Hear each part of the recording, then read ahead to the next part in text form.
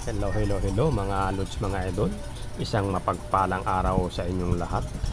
At muli na namang sumasa inyo ang Tulits Vlog para sa isang 17 minutong video mga lods, mga idol. Ayan, at sa video ngang ito ay tayo ay aakyat sa ibabaw doon. Sa ibabaw na yun mga lods, mga idol.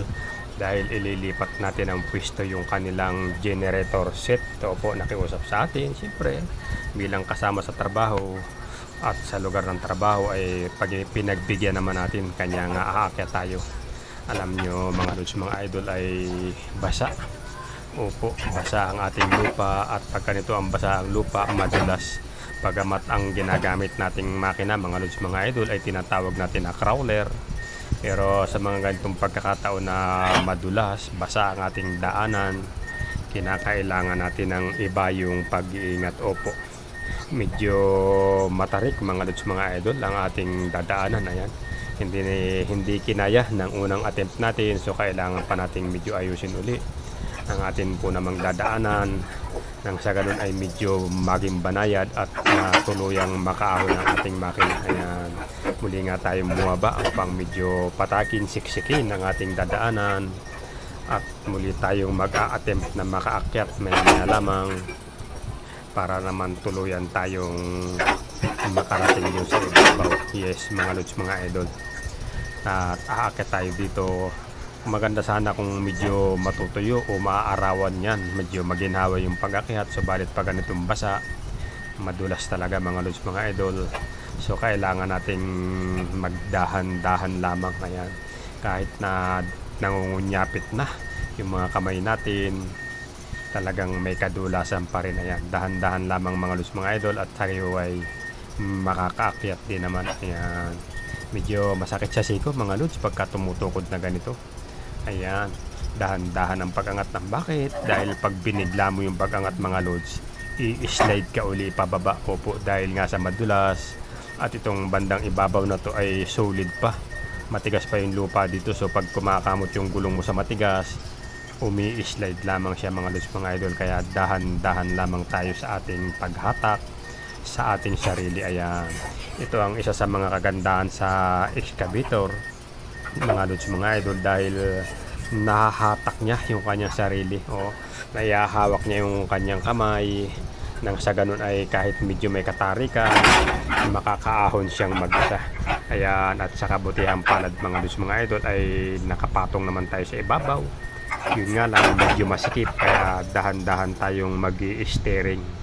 Opo, dahan-dahan din ang pag-ikot, dahil nga alam nyo pag ganitong madulas mga lods, mga idol, hindi ka pwedeng mag-swing ng pabigla-bigla o ng mabilis, dahil pwedeng umislide. Opo, dahil nga bakal ang ating gulong at nakapatong tayo sa matigas na lupa na basa, ay pwedeng umislide ang ating makinarya, na magiging sanhi po naman ng ating kapahamakan.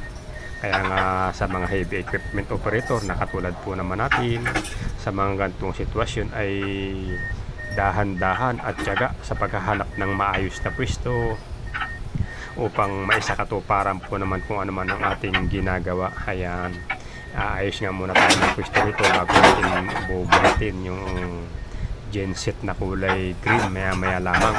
Dalawa yan mga lods, mga idol, yung kulay orange ay sa amin, at yun namang kulay blue, kulay green ay sa kabilang kontraktor, at ipinapakisuyo lamang sa atin na iangat. Opo, kaya dahan-dahan lamang tayo mga lods. Ayan, kamo tayo. Ayan, kasi medyo tumatagilid tayo. Ayan, kita nyo naman, nakatagilid yung bakit natin mga lods.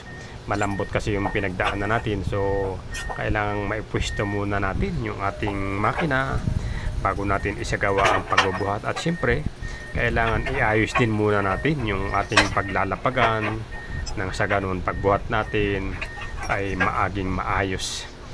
Kasi kung kailan mo ilalapag saka mo aayusin yung paglalapagan, hassle yun mga lods, mga idol. So aayos mo natin, i-prepare. Pansamantala ito, kibang-kibang tayo mga lods, dahil nga tumatagilid yung pwesto ng ating mismong makina. Kaya ayan, kahit nasa ibabaw na tayo, hinahatak pa rin natin yung ating sarili para makaalis tayo dun sa lugar kung saan medyo malambot. At mamaya pag harap natin doon, ay aayusin natin doon. Ayan, medyo patagay natin ito mga lods mga idol dahil dito natin ilalapag yung isang genset na ating iaangat maya maya. Ayan, ikot tayo, harap na tayo sa ating po namang mga dapat pang harapin. Ayan, medyo masikip mga lods, sumabit yung likod natin. Ayan, medyo kukuha tayo ng buwilo dito sa medyo maluwag-luwag bago tayo haharap. Alam nyo kahit sabihin natin malawak yung lugar, may pagkakataon po na dumarating na nagiging masikip yan. Ayan, kita nyo naman malalim yung gawing kaliwa natin, so hindi tayo pwedeng basta-basta na lang galaw ng galaw dahil pwede tayong tumagilid, pwedeng umislide at magiging sanhi po naman yun ng kapahamakan natin. Ayan, kaya papatag muna natin. Kailangan pag ganito magbubuhat tayo mga lods mga idol, nakapatag po. Kailangan nakaayos ang ating dadaanan para maiwasan ang anumang problema. Ayan, medyo i-set up muna natin mga lods mga idol. Doon nila ipinapalagay yun sa may una-unahan, so iaayos natin yung hanggang sa maaabot natin para wala tayong maging problema. Ayan, mga idol ha.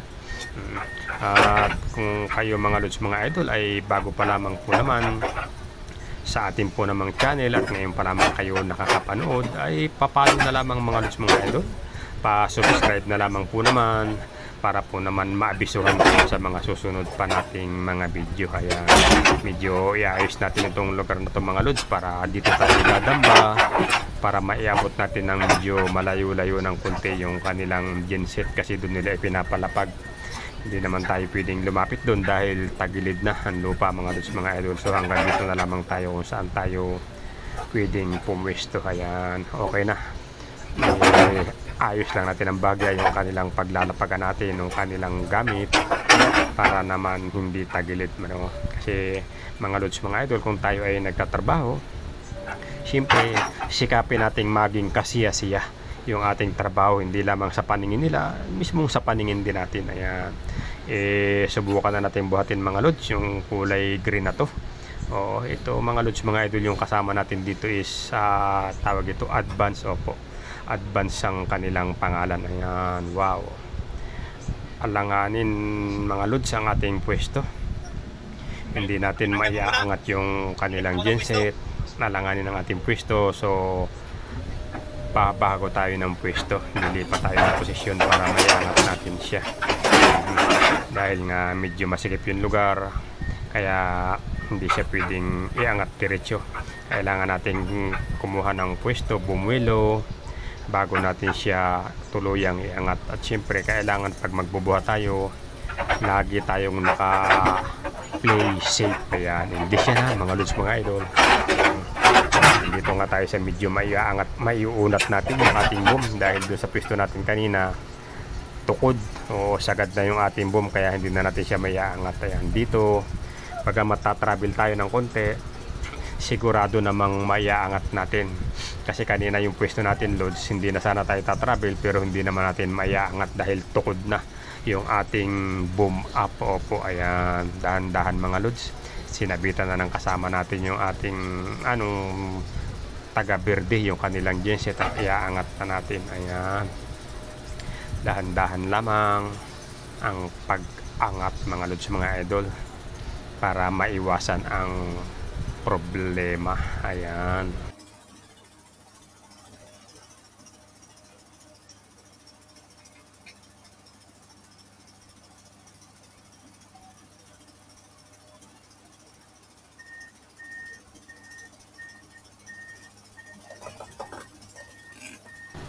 ayan nga, dahan-dahan nating itinatravel habang bit-bit natin yung kanilang genset na umiikot-ikot pa para mailagay natin doon sa lugar kung saan naman nila nais ilagay. Ayan, dahan-dahan lamang mga lods ang ating pag-travel dahil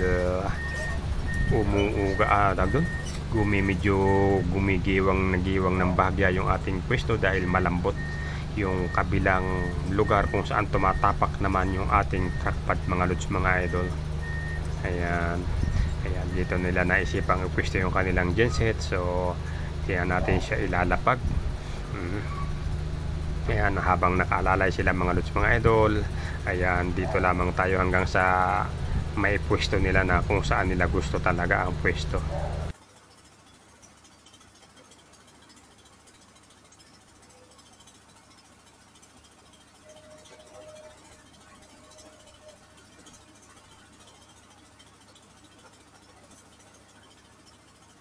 Ayan, kulang pa. Gusto pa nilang magkalso mga lods, mga idol.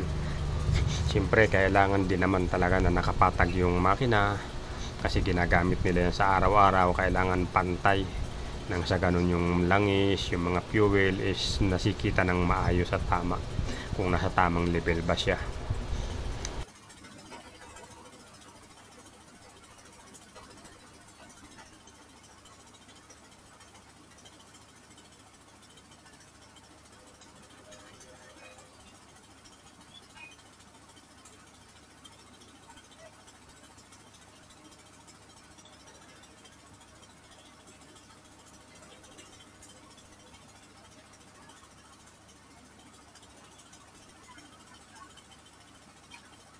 Ayan, kontento na sila mga lods sa pwesto ng kanilang makina.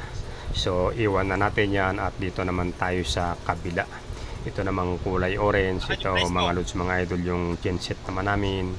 At ililipat naman natin doon sa kabilang site. Opo, para naman makagalaw na o matrabaho na nita itong area na to.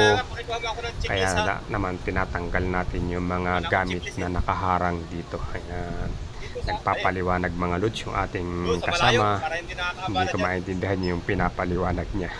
Ayan, pero ganun pa man, antayin lang natin hanggang sa matapos siya sa kanyang ipinapaliwanag. Ayan mga lods, pakalipas ng isang taon ay natapos na kung ano yung dapat pag-usapan at iaangat na natin ang ating pangalawang genset na bubuhatin. Opo, ayan. Tapos na yung nagkasundo na kung ano yung mga bagay-bagay na dapat na gawin. Ayan, isinasabit na mga lods ng ating kasama yung genset na kulay orange at atin naman ang uumpisang unti-unting buhatin. Medyo itatravel natin ito mga lods, mga idol, ng bahagya, kaya naman hinay-hinay lang. Ayan, ika nga ay swabe lang. Ayan, medyo masyadong mahaba mga lods yung area ng kanyang kabina, kaya naman medyo pinabawasan muna natin para naman banayad lang yung katamtaman lang na pagbuhat, hindi masyadong mataas yung angat ng ating bucket. Yan, mga isang metro at kalahati, ayan, tamang pambuhat. Ayan, medyo napaiksi naman pero pwede na rin, tamang okay na yan para maiangat natin siya ng maayos. Yan, iniaangat na nga natin mga lods, mga idol, ang ating pangalawang genset at ilalagay natin ito doon sa kabila, doon sa unang ating pinatag. Kung maalala nyo, sa bandang gitna ng bidyong ito ay may pinatag tayong area kung saan naman natin ilalapag itong pangalawang genset na ito. Ayan, kunting oras na lamang mga lods, mga idol, at mapupulpil na ang naging dahilan ng ating pag-akyat sa lugar na ito. Habang inaalalayan natin ang paglakad ay umuusad na tayo mga lods, mga idol. Yan, doon natin ito ilalapag sa bandang unahan. Natatanaw nyo yung nasa unahan mga lods, mga idol, yung may rampa na yung paakyat. Yan, yan po ang tatrabahuhin naman natin mamaya pag nayari na natin ilapag itong genset na ito. Aakatin natin yan, ibababa natin para naman sa third layer. Yes mga lods, para sa third layer ng soil protection. Opo, ayan, pero pansamantala iaayos muna natin itong ating unang ginagawa. Ayan, hinay-hinay lamang mga lods dahil medyo kahit magaan siya, pagka binilisan mo nagiging malikot. Opo, lumilikot yung bit, kaya naman hindi siya kaaya-ayang pagmasdan. So kailangan banayad lamang. Ayan mga lods, mga idol, kung nakarating kayo sa bahaging ito ng ating po namang video, ay maraming salamat sa inyong panonood. Ayan, at kung hindi pa naman kayo nakapalo at hindi pa kayo nakasubscribe, pa-subscribe na lamang mga lods, mga idol, para naman maabisuhan pa kayo sa susunod pa nating mga video sa hinaharap. Ayan, at dito na nga nagtatapos ang ating napakahabang video tungkol sa pag-akyat at pagbubuhat ng isang bako. Ayan, ingat lagi mga lods mga idol.